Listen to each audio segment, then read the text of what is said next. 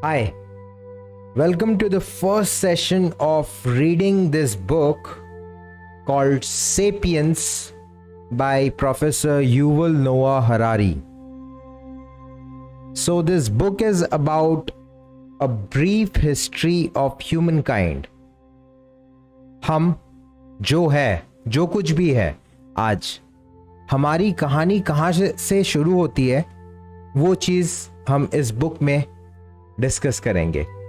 Then 2000 years ago, Han Empire in China, Roman Empire in the Mediterranean, Christianity, हमारे यहाँ पे भी करीब 1500 BC में वैदिक सिविलाइजेशन भी स्टार्ट हो रहा था. एंड 1400 years ago, मतलब करीब दिस इज 600 AD, तो तब इस्लाम आया. आज से 1400 साल पहले करीब इस्लाम आया. Islam is the youngest religion.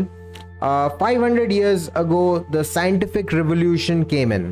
So, humankind admits its ignorance and begins to acquire unprecedented power. मतलब पहली बार इंसान ने सोचा कि शायद मैं सब कुछ नहीं समझ पा रहा हूँ, मुझे थोड़ा और डीपली सोचने की, समझने की ज़रूरत है. तो वहाँ से आया साइंटिफिक रेवोल्यूशन एंड अपने इग्नोरेंस को एक्नॉलेज किया बेसिकली ह्यूमनकाइंड ने. यूरोपियंस, उसके बाद फिर यूरोपियंस इधर उधर क्यूरियोसिटी आया कि अरे यार, समंदर और स्काई जहाँ पे जाके मिल रहे वो होराइजन, उसके पार भी कुछ है क्या?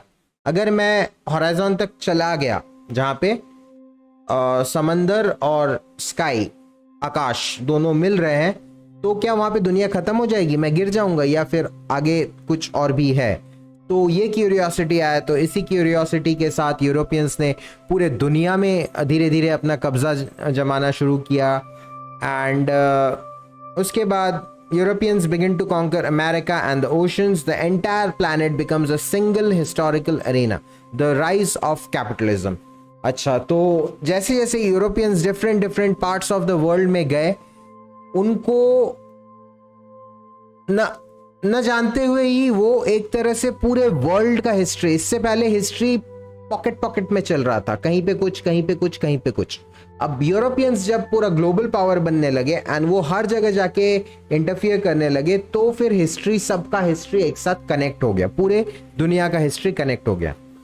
And after that rise of capitalism आया, फिर सोशलिज्म, बहुत सारे कॉन्सेप्ट्स आए कि कैसे होना चाहिए सोसाइटी, सोसाइटी का ड्राइविंग फोर्स क्या होना चाहिए, उसमें लोगों को क्या कह के उन्हें मोटिवेट करना है या कंट्रोल में रखना है, वगैरह वगैरह. 200 years अगो करीब इंडस्ट्रियल रेवोल्यूशन आया. इंडस्ट्रीज बनने लगी, बड़ी बड़ी मशीनें बनने लगी. फैमिली एंड कम्युनिटी, इससे पहले जो फैमिली एंड कम्युनिटी वाला जो फीलिंग था कि मेरे ट्राइब के लिए कुछ करना है, मेरे फैमिली के लिए कुछ करना है, वो धीरे धीरे गवर्नमेंट एंड मार्केट में बदल गया. मार्केट आपका कम्युनिटी हो गया एंड गवर्नमेंट्स आपको कंट्रोल करने लगे. तो अब जो भी करना है आपको गवर्नमेंट के लिए करना है. सो बेसिकली ये चेंज आया धीरे धीरे इंडस्ट्रियल रिवोल्यूशन के बाद, क्योंकि ऑब्वियसली इंडस्ट्रीज को अच्छे से चलाने के लिए you need more control on the society. तो that is basically what we call government, right. Massive extinction of plants and animals start हुआ. इनफैक्ट 6th मास एक्सटिंक्शन बोलते हैं, जो अभी करेंटली शुरू हो चुका है. आगे आगे और बदतर होता जाएगा चीज. हम बात करेंगे इन सब चीजों के बारे में. This is just the introductory video. The present, उसके बाद humans transcend the boundaries of planet Earth. आज हम सिर्फ प्लैनेट अर्थ के ऑर्गेनिजम्स नहीं कह सकता कोई हमें. क्यों? क्योंकि हम में से कुछ लोग चांद पे कदम रख चुके हैं और कुछ लोग मार्स में भी कदम रखने वाले हैं.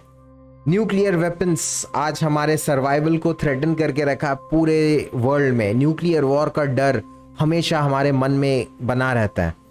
Organisms are increasingly shaped by intelligent design rather than natural selection. तो अभी तक जो इवोल्यूशन हो रहा था लाखों करोड़ों साल से, जब से अर्थ पे लाइफ आया है, that was due to natural selection.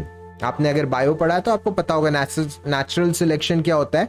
Nature हमेशा फिटेस्ट जो ऑर्गेनिज्म होता है उसको ज्यादा लंबे टाइम तक जीवित रखता है, और जो अनफिट होता है उसको मार देता है. नेचर खुद ही मार देता है, ताकि जो जीन्स है, जो डीएनए है, वो अनफिट वाले डीएनए आगे ना पहुंचे, सिर्फ और सिर्फ जो फिट डीएनए है वही आगे पहुंचे, आगे उनका प्रजनन हो, आगे जो स्पीशीज बढ़े उसमें फिट जो ऑर्गेनिज्म था उसी के डीएनए रहे। तो that is called natural selection. But अब धीरे धीरे धीरे धीरे जैसे जैसे टेक्नोलॉजी आगे बढ़ रहा है, शायद नेचर अब नेचुरल सिलेक्शन नहीं करेगा, अब आर्टिफिशियल सिलेक्शन होगा based on intelligent and efficient design. तो अब थोड़ा नेचर को भी हम डिफॉर्म करने लगे हैं, है ना। The future intelligent design becomes the basic principle of life. जैसे कि मैंने कहा, इंटेलिजेंट एंड एफिशिएंट, यही दो टारगेट है। And homo sapiens is replaced by super humans. तो शायद आगे जिस तरह से तो AI and AGI and VR, ये जो भी चीजें आ रही है, शायद आगे जाके हम natural bond 100% biological human beings ना रहे। शायद आगे जाके हमारे अंदर कुछ टेक्नोलॉजिकल इनोवेशंस आए, जिससे हो सकता है हमारे ब्रेन में चिप लग जाए, न्यूरालिंक। आप अगर जानते हैं, मैं आगे दिखाऊंगा, आगे वीडियो में सब कुछ बताऊंगा। तो शायद वैसा कुछ हो जाए, हमारा शायद DNA जेनेटिकली मॉडिफाइड हो। And I don't know future, what the future holds for us. So उसको जानने के लिए एंड प्रोफेसर युवल के थॉट प्रोसेस को समझने के लिए कि उन्होंने इतना जो ये नॉलेज एंड विजडम से भरा हुआ इतना अच्छा बुक है, इसके पीछे उनकी क्या सोच है, इसको जानने के लिए आप ज़रूर सब्सक्राइब करें चैनल को। इसी प्लेलिस्ट में धीरे धीरे मैं वीडियोस ऐड करता रहूँगा इसके सारे चैप्टर्स का। I'll read the chapters and I'll interpret it in English, Hindi and English both, ताकि समझना easy हो for the people of the most populous country, India. I'll see you in the next video. Jai Hind.